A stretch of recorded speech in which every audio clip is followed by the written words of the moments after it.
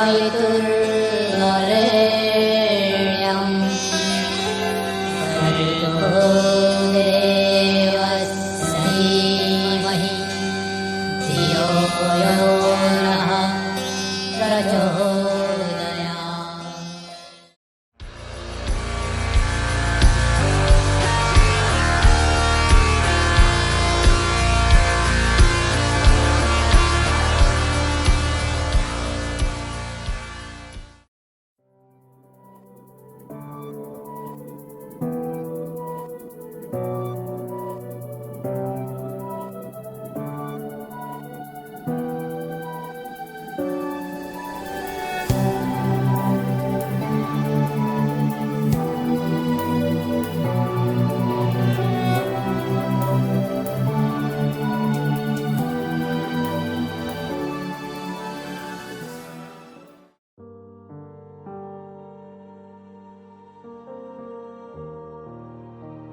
क्या सोच रहे हो बेटा?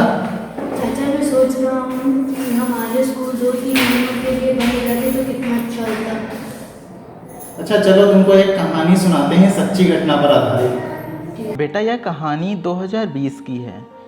एक कोरोना नाम का वायरस जो कि चीन के वुहान शहर से चला था, फिर वह पूरे देश में धीरे धीरे फैल गया।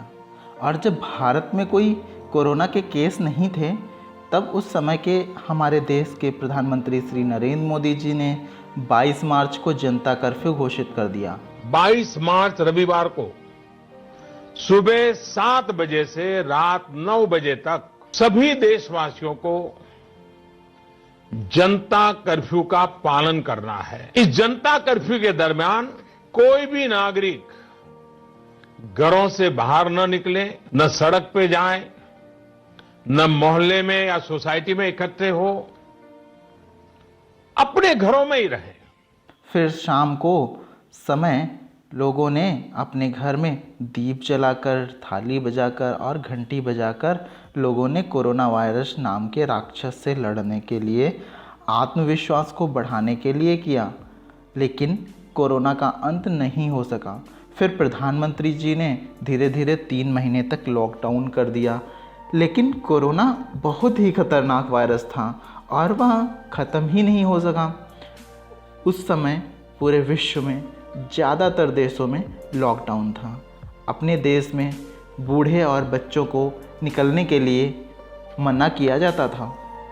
जो लोग लॉकडाउन का पालन नहीं करते थे उन्हें पुलिस बहुत मारती थी। वह समय इतना खतरनाक था कि सारे मंदिर भी बंद करने पड़े थे। बाहर काम करने वाले मजदूर और बाहर पढ़ने वाले बच्चे भी अपने घर नहीं आ पाए। फिर सरकार ने उन बच्चों को, मजदूरों को और जो लोग बाहर फंसे थे उन सभी को सरकार ने घर तक पहुंचाया था। कुछ तो वहां से पैदल ही चल दिए थे। उस समय सरकार ने मुफ्त में राशन किसानों के खातों में 2000 रुपये फ्री में भी जमा करवाए थे। चाचा राक्षस कैसे लोगों का शिकार कर लेता था? बताता हूँ बेटा। जहाँ पर ज़्यादा लोग खड़े होते थे वहीं पर वह शिकार करता था। जैसे कि जब 2 या 2 से अधिक लोग एक पास बैठते थे तब वह कोरोना नाम का वायरस एक व्यक्ति से दूसरे व्यक्ति में पहुँच जाता था। और उस समय सरकार ने शादी पार्टियों पर भी प्रतिबंध लगा रखा था। जिस व्यक्ति को कोई बीमारी होती थी उसे वह कोरोना नाम का राक्षस सबसे पहले पकड़ता था और इसी प्रकार विश्व में लाखों मौतें हुईं। उस समय लोग अपनी प्रतिरोधक क्षमता बढ़ाने के लिए योग भी करना शुरू कर दिए थे और लोगों ने खान पीन में भी बहुत सुधार किया था। चाचा फिर लोगों ने राक्षस को कैसे भगाया था? जब पूरा विश्व एकजुट हो गया तब वह भागा। लेकिन तब भी वह पूरी तरीके से नहीं भागा था। सरकार ने और WHO ने अपनी गाइडलाइन जारी करके इस वायरस से बचने के उपाय बताए थे, जैसे कि बार बार हाथ धुलना, साफ सफाई का विशेष ध्यान रखना और कहीं पर हाथ टच करने के बाद सैनिटाइज़र का उपयोग करना और मुंह पर मास्क लगाए रखना। फिर कुछ समय गुजरने के बाद एक वैक्सीन खोज ली गई जिससे कोरोना से लड़ने की क्षमता दी जाती थी। उस दौरान डॉक्टर्स, पत्रकारिता के लोग, पुलिस वाले, सफाई वाले लोग, नर्स, एम्बुलेंस के ड्राइवर आदि ने अपनी जान हथेली पर रखकर इन लोगों की मदद की थी। लेकिन पत्रकारिता के लोगों ने भी बहुत अहम भूमिका निभाई थी। जब बहुत दिन तक कोरोना नहीं गया था, तब सभी बच्चों की पढ़ाई ऑनलाइन होने लगी थी। सभी बच्चों के टीचर बच्चों को ऑनलाइन ही पढ़ाया करते थे।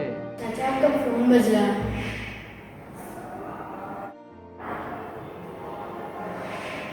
हेलो,